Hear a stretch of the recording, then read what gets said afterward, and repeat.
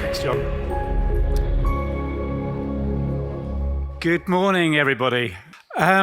So, Shopper Mark II, as I say, over the course of the next sort of 20 minutes or so, I'll introduce you to them and explain, hopefully, why we should pay attention to them and what's brought us to this place. So it's a little bit of a kind of story about getting there. But before I do that, I want to get a few things off my chest, okay? Actually, it's kind of, if you're retailers in the room, even if you're not, it doesn't matter.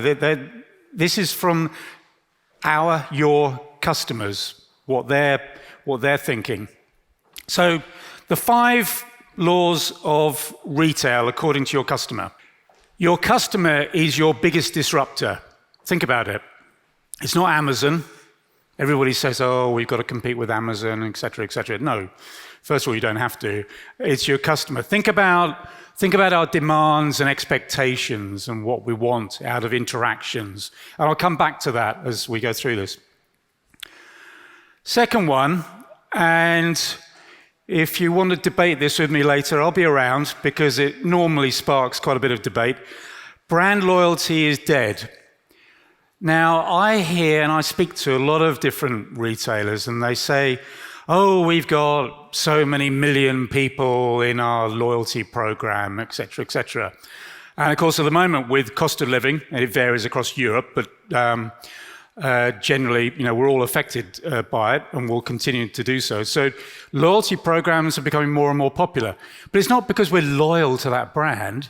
It's because we want to get as much out of them as we possibly can. We don't care about that particular brand, whether they live or die. And again, I'm going to come back to loyalty shortly. The rate of retail, and this doesn't have to be technology retail, but generally I think these days it is, the rate of retail innovation, it'll never keep up with our expectations.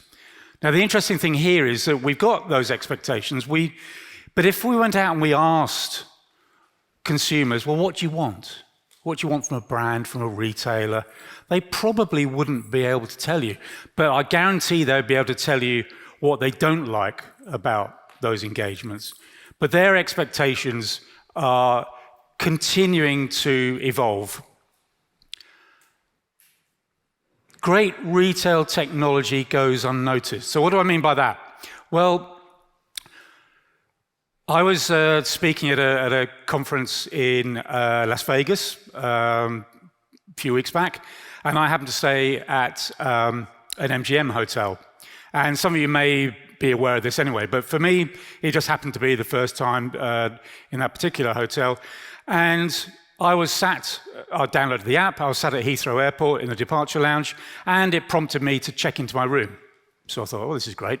So I put payment details in, needed to scan my passport so it knew who I was.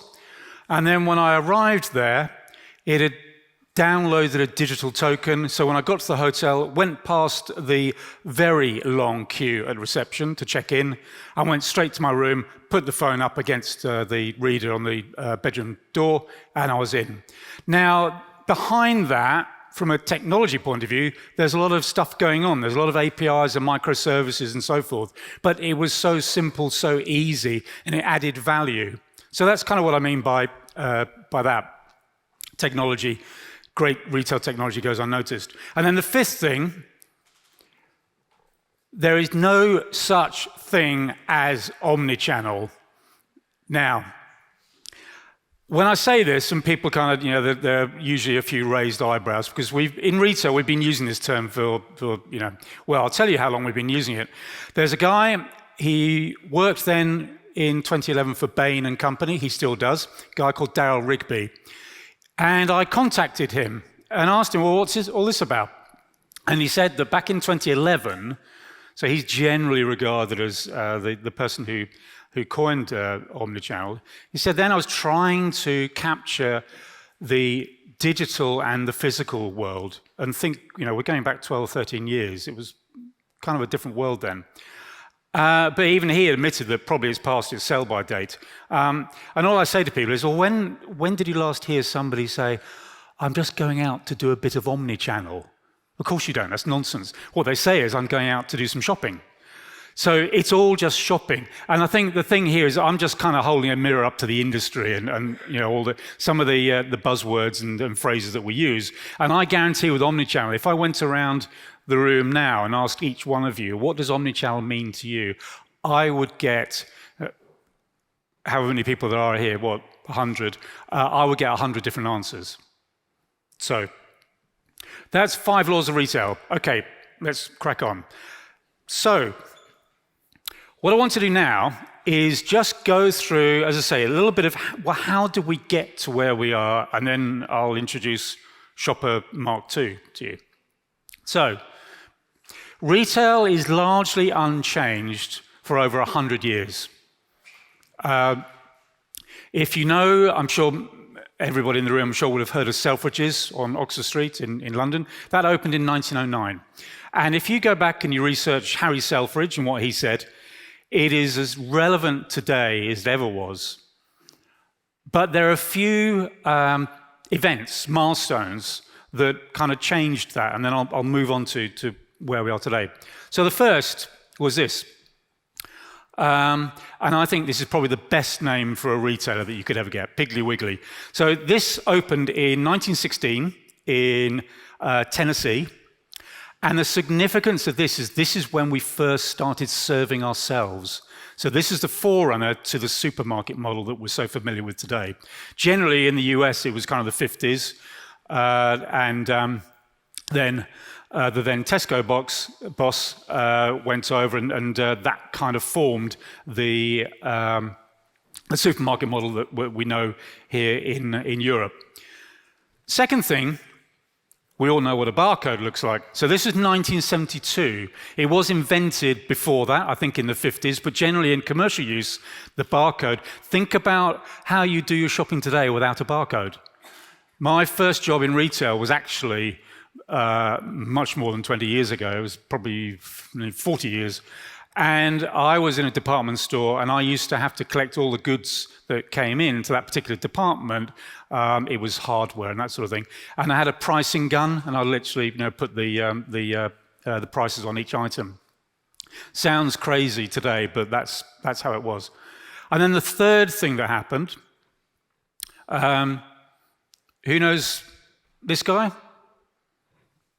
Anybody? Okay. Tim Berners-Lee. So what did he do? The internet. So that was 1982. And think about that, because Amazon wasn't born until 1994. So it took a little while before the internet, again, transactionally as we know it, matured. But that was another milestone along the journey. So bring it slightly more up to date. There's this guy who we all know. Hands up who's got an iPhone in their pocket? Yep. So whenever I do this, I ask that, and it's uncanny. It's nearly always what it was there. That was about 2/3, maybe 3/4 of the audience. And talk about loyalty. So there are always exceptions to that rule, and Apple happens to be, in my view, I mean, I don't have an iPhone because there are, frankly, better phones around. But anyway, that's another story. But no, the thing about Apple is it is amazing the job that they've done. And what they've done, of course, is brand loyalty. You could walk into your nearest Apple store and they would punch you in the face. You would still love Apple. It's just a fact. So this is Steve Jobs. And the significance of this was that this was Macworld. January 2007. Has anybody seen the video of this? Okay, it's well worth, you can just do a search, Steve Jobs, Macworld, search on YouTube. It's about an hour, but you only need to see the first 10 minutes, because it's fascinating. So he got up, and they thought that he was introducing the next phone, the next, if you remember them, iPod, and an Internet Explorer device. And on the video, you can see that there's kind of, they thought it was 3 devices. They'd gone to a launch of 3. Then he said it again. It's a new music device, it's a new phone, it's an Internet Explorer. And then you can hear the penny started to drop. And that was the launch of the first iPhone, January 2007. I don't think it was available in Europe until later that year. Now, why am I saying that? That, we didn't know it at the time, but that put the power in our pockets. Think about now, today, what you can do with your smartphone. Think about what you can do on social media. You've had a good experience, you've had a bad experience. What do we often do, particularly when it's a bad experience? That was Steve Jobs, 2007, put the power in our pocket. Then, of course, 2008, we had the global financial crisis. And that gave us the incentive. So think about your typical Aldi, Lidl car park, the old cliche that we never saw BMWs or Mercedes in the car park, and then suddenly we did. And that was because our shopping habits had changed. And so for, give or take, 13 years, everything was kind of fine, and we bumbled along and so on and so forth. Until... Now, I'm not going to go on and on about COVID and the fact that we had to put up with a cotton bud being shoved up our noses and people rooting around in our brains and all that sort of stuff. But the significance of that is still being felt today. Because generally, and I listened to a lot of retailers, and they thought that they could predict our behavior as we came out of the pandemic. And think this is only maybe 12 to 18 months ago, obviously, it varies slightly country to country, but generally it's about that sort of timescale. And so they thought, excuse me, let's start again. So COVID thought that they knew what the consumer behavior was going to be like. But of course, then, sadly, we had the war in Ukraine, which still continues, and all the repercussions from that. So we've got cost of living crisis, we've got interest rates going up, we've got mortgage rates going up, we've got global supply chain problems. All that has a huge effect. And one of the things that it does is to mean that it's incredibly uncertain. Retailers, by and large, now are not quite totally in the dark, but it is incredibly difficult to predict our behavior. And that's changing and evolving all the time. And that was when what I call Shopper Mark II was born. So who's Shopper Mark II? Well, you're sat next to them, because we're all that consumer. And we're all of Shopper Mark I, but we're far more ruthless. So I've mentioned loyalty. We move from one brand to another incredibly easily, incredibly quickly, and we don't have any sense of guilt about that. So how do we spot Shopper Mark II? 3 characteristics. First one is that we don't think in channels. So we don't think, oh, I'm on my smartphone now, engaging with a brand. We don't think, oh, I'm walking into a store, I'm scanning a QR code, I'm going on the app, I'm on my laptop at home or whatever. We expect, another point of that is we expect a consistent experience through all those touch points. Now, that's the first point. The second, ignore us at your peril and engage with us because we expect that. So, quick example of that. Did anybody hear about what happened? Well, it started early April with Bud Light in the US. Okay, quickly. So that's somebody called, an influencer called Dylan Mulvaney, who happens to be a transgender woman. So your typical Bud Light customer is a redneck who drives a pickup truck in the US. So what happened was that Bud put a picture of Dylan on a can, sent it to her, and she made a short Instagram video with this. The net result of that is that sales dropped by 23%. $16 billion was wiped off the market value of the parent company of Bud Light, and they are still recovering from it today. Whether they ever do is a good question, because what's happened is people have moved to the competition. Will they ever move back from that? So in other words, understand your customer. It's always been key, but this is yet another example where the customer is disenfranchised, and they give you a kicking. As a brand, they give you a kicking. So I talked about loyalty earlier. I'm sad to say that I'm a Chelsea fan. Now, why have I chosen that? Well, if you follow football, you'll know that we haven't done exactly that well this year.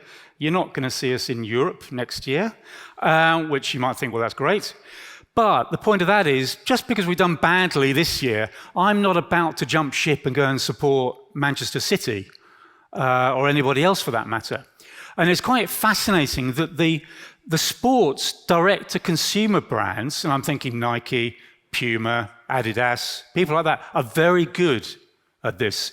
So I think there are some lessons there for all brands to learn about the way, do you treat us as customers, as guests, as fans? So I think there's something there for all brands to learn from. And I said this already, that the future is incredibly uncertain, and it remains that it will be. We're not out of this by a long way. In the UK, where I'm based, an awful lot of people are coming off their fixed-rate mortgage deals.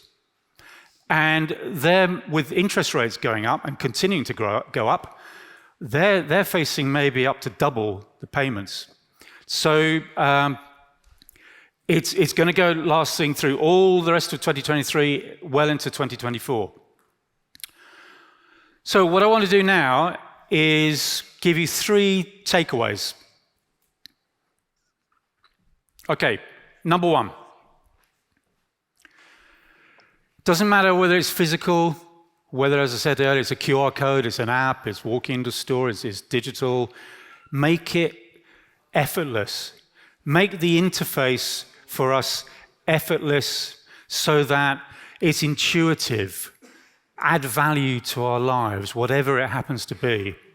There's a lot of talk. Tesco in the UK, they had their AGM, I think it was this week, and there was a protest. And the protest was about the automation going into their stores and self-service checkouts. Well, in one sense, they're great for a particular type of shopping trip, but for another cohort, usually an older cohort, who actually quite enjoy that chat that they have at the checkout, it's not so good news. But we know why Tesco, and all the supermarkets are doing it, it's not just Tesco. But think about it, start with the customer and work back from there. Second, and this particularly relates to physical. So this is the Science Museum in London, and you can see there's an escalator. Now, what they could have done was just put the escalator there. And so you'd use it like you'd use an escalator at an airport or a train station or whatever. But no, they didn't do that. They put that around it. So immediately you think, well, what's there? What if I go through that? What's on the other side? So what I say to retailers is, think of your stores, put that mindset of a museum, which sounds a bit counterintuitive. Why, museum, that's a older, stuffy place. I want something that's exciting. Well, no, this is inspirational. Think about it in that way. And the third, and this is probably the most important, and it's something that I would say I'm not aware of any brand that has cracked this yet. And this is about being relevant and in context and trying to personalize things. Now, this is from a few years ago, but is still very, very relevant today. So this is on Twitter. Dear Amazon, I bought a toilet seat because I needed one. Necessity, not desire. I do not collect them. I am not a toilet seat addict. No matter how temptingly you email me, I'm not going to think, oh, go on then. I'll just have one more. I'll treat myself. So, of course, this was, in this case, it was Amazon, but every brand does it. You purchase something and you know what's going to fill your timeline for the next couple of weeks. I did it recently with some new furniture, and all I got sent was, oh, do you want to buy some more of the same? No, I don't. So when we talk about AI and particularly ChatGPT, which actually I think is exciting because I think this can turn the dial on this, there's still a long way to go. We haven't cracked it yet, and personalization, well, if we think of personalization as Mount Everest, I would argue there was still probably a base camp. So, last thought, because I think that, I don't know if there'd be anybody in this. Hands up, all the people can remember what an internet dial-up tone sounds like. Yeah, it's for a lot of us, but there are some who don't, or didn't put your hand up. And this is from somebody who runs something by the interesting name of the Center for Generational Studies in Texas, in Austin, Texas, in the US. A guy called Jason Dorsey. And this is what he says about our use of technology in the generational and the way that Gen Z, Gen Z think of it, and now increasingly Gen Alpha. Technology is only new when you can remember what it was like before. So there's be quite a few of us in this room who know exactly the significance of that cassette and the pencil. There will equally be a lot of people who are now consumers and have spending power who don't. So think about that when you're designing the next API, the next interface. So that's all for me for the time being.